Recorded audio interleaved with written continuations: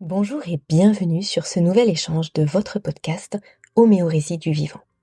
Je m'appelle Aurélie Montin et ici, sur cette émission, je suis l'interlocutrice de Pierre Etchart, qui au fil des épisodes vous transmet les principes du vivant et vous partage un nouveau regard sur le monde qui nous entoure. Une interlocutrice qui sera un peu comme vous, enthousiaste et surtout curieuse d'en découvrir toujours un peu plus. Humble, mais fière en même temps, de cheminer vers une plus grande autonomie de la pensée. Je porterai ainsi votre voix, vos questions, vos remarques. D'ailleurs, avant de rejoindre Pierre, et parce que chaque épisode est à lui-même un voyage, je vous propose d'en découvrir une autre, de voix. Celle d'un petit homme qui n'a pas fini de vous surprendre, de vous faire réfléchir, voire même peut-être de vous inspirer. Les civilisations, les moments de la connaissance et de l'organisation humaine sont comme autant de rochers dans l'océan. Quand on voit une civilisation, un moment de la connaissance, on ne voit que le heurt de l'océan contre ce rocher, la vague qui se brise, l'écume jaillissante. Ce que nous avons cherché, c'est le lieu d'où l'on pourrait contempler l'océan tout entier dans sa calme et puissante continuité, dans son harmonieuse unité. Jacques Bergier, Le matin des magiciens.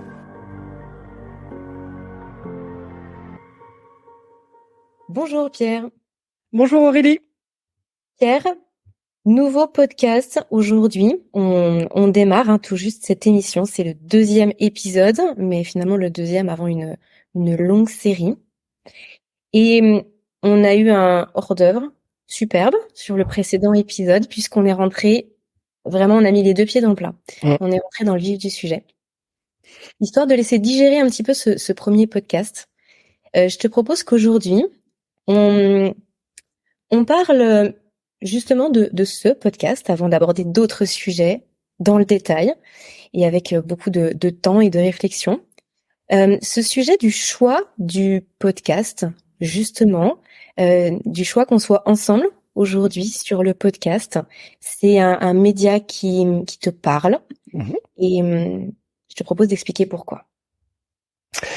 Alors oui, déjà, je suis vraiment très content de pouvoir faire ces podcasts, déjà de pouvoir partager ça avec toi et de pouvoir partager ça avec le plus grand nombre.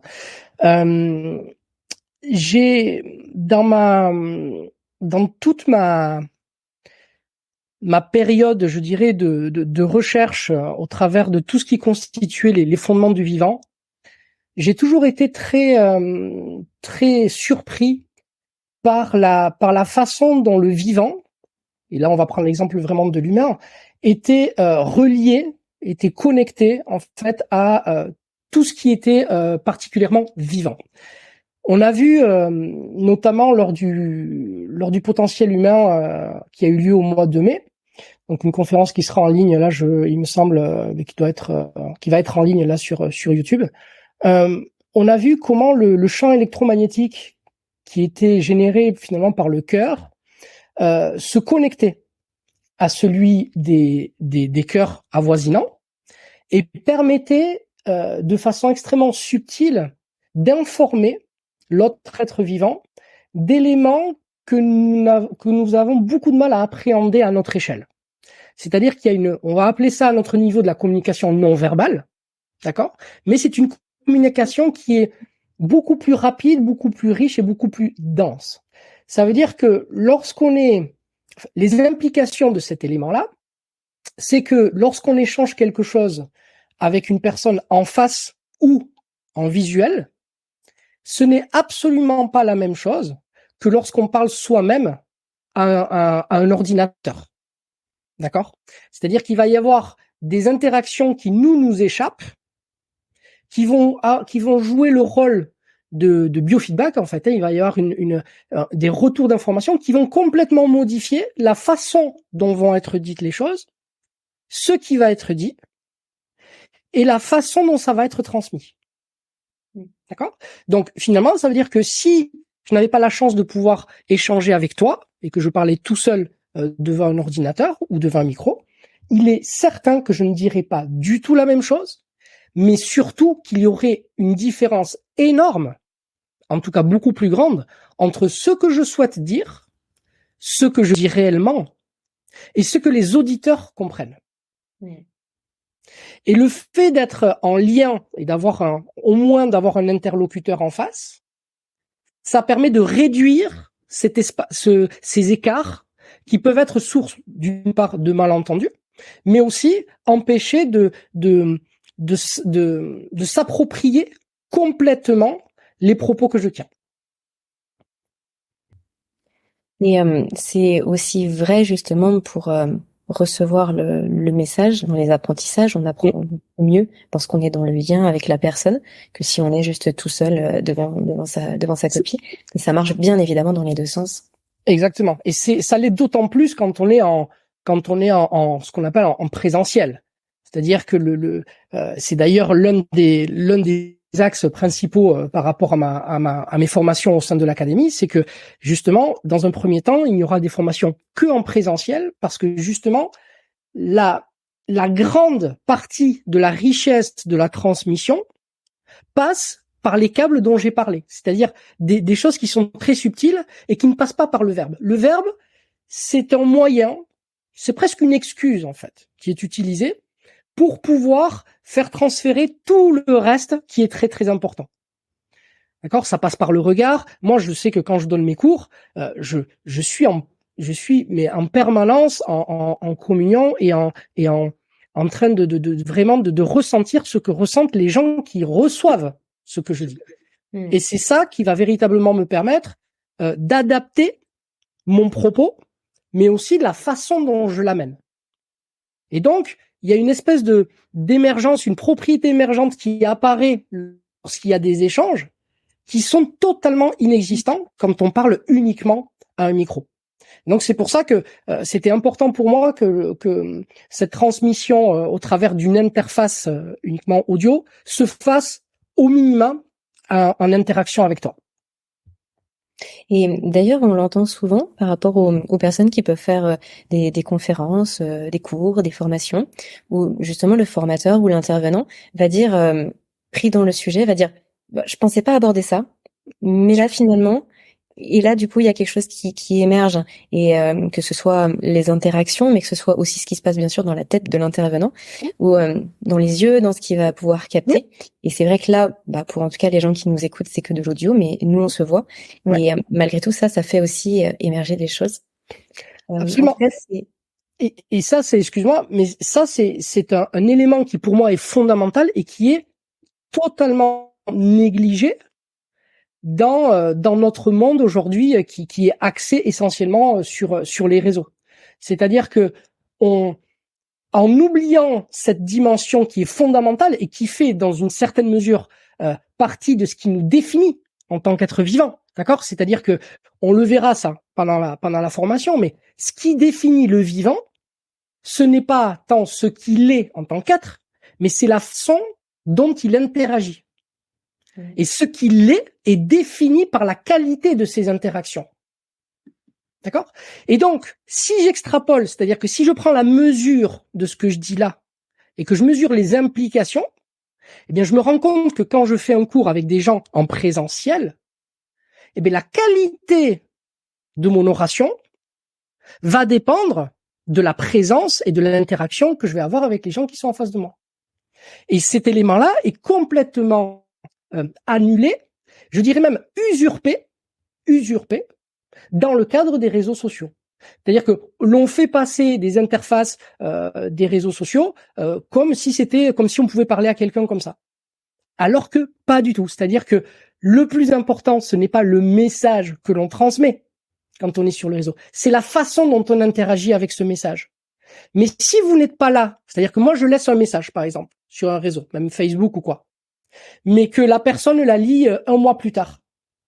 Et en fait, on a raté le coche.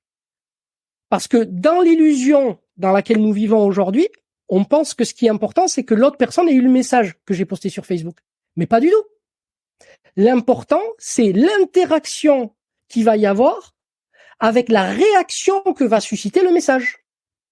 Mais si la personne, elle a le message un mois plus tard, moi je suis passé déjà à autre chose.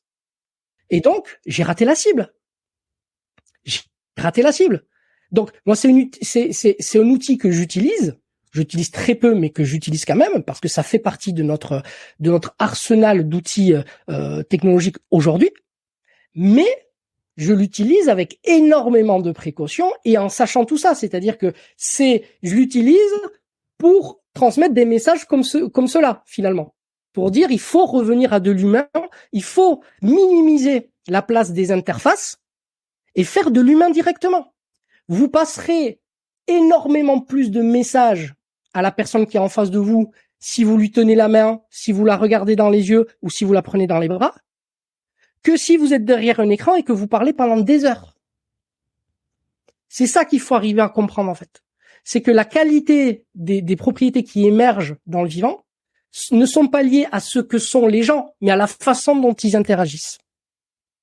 Oui, et là, tu as mis le doigt sur un mot qui est super important, c'est qui émerge, émergence, là où 1 et 1, ça fait pas 2, mais ça fait plus. Exactement. 3. C'est ça. Plus.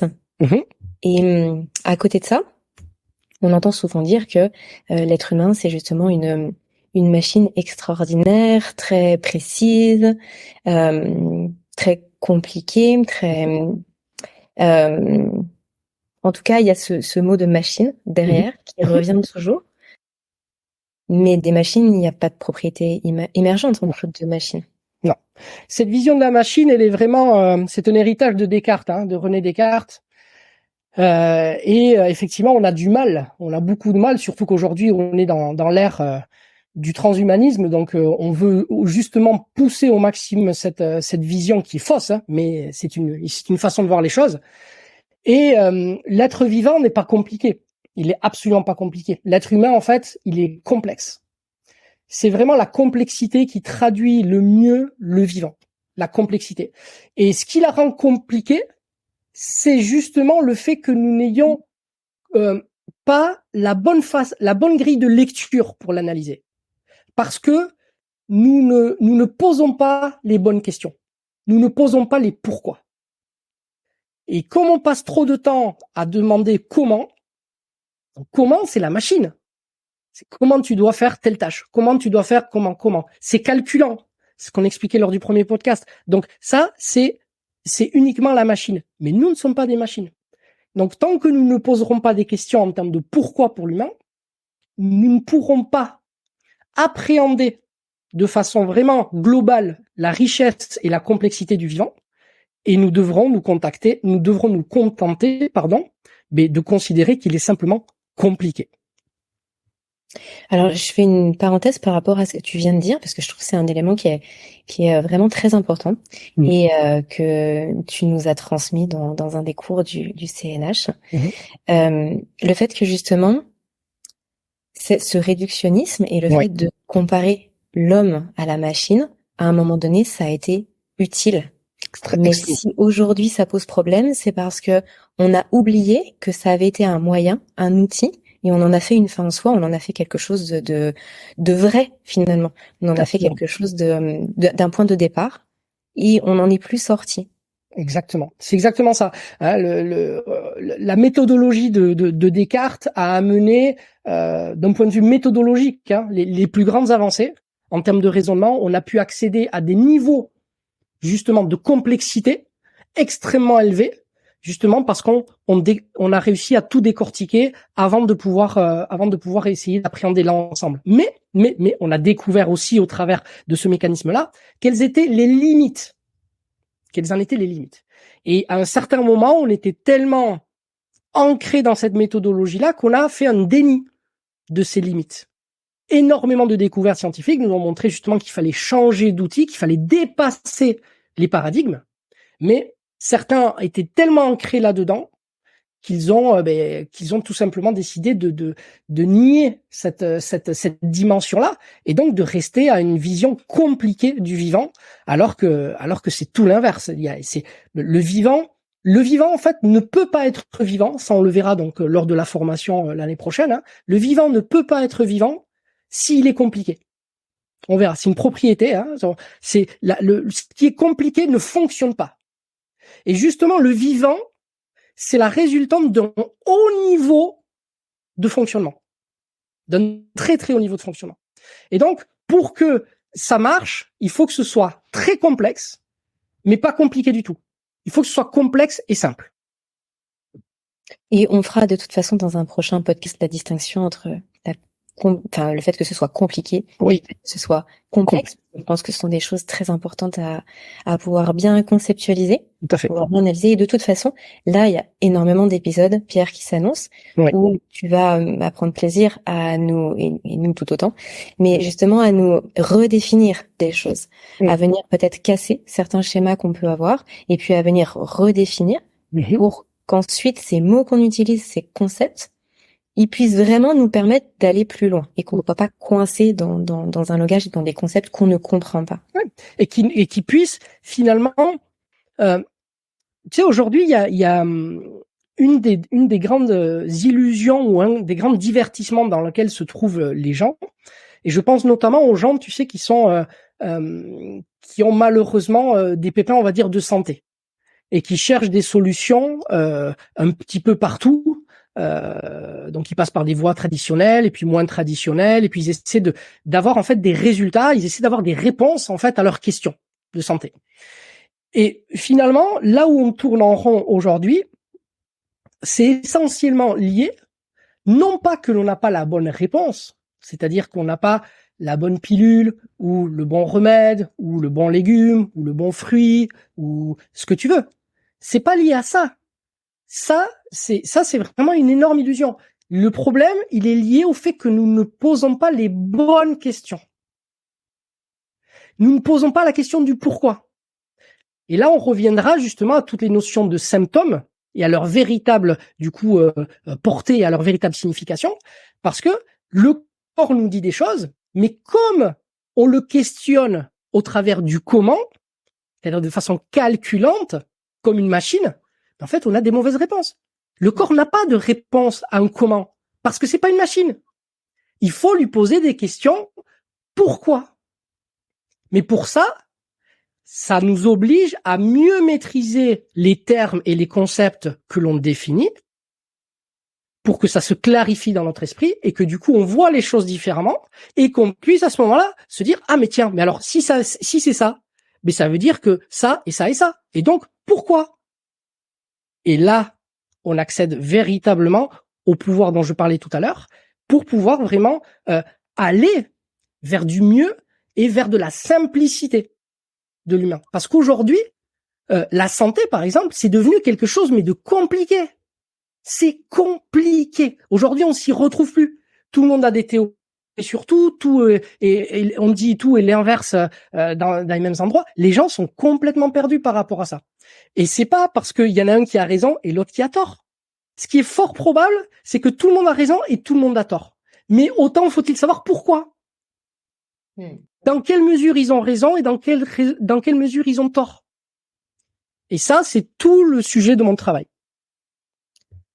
On va prendre un temps d'intégration, Pierre, par rapport à tout ça, mais pour conclure cet épisode, j'aimerais bien que tu reviennes juste une minute sur ton académie, parce que tu l'as cité à plusieurs reprises et tu as cité tes formations. On enregistre cet épisode-là en septembre 2023 et les portes de ton académie, de la première formation, a déjà ouvert.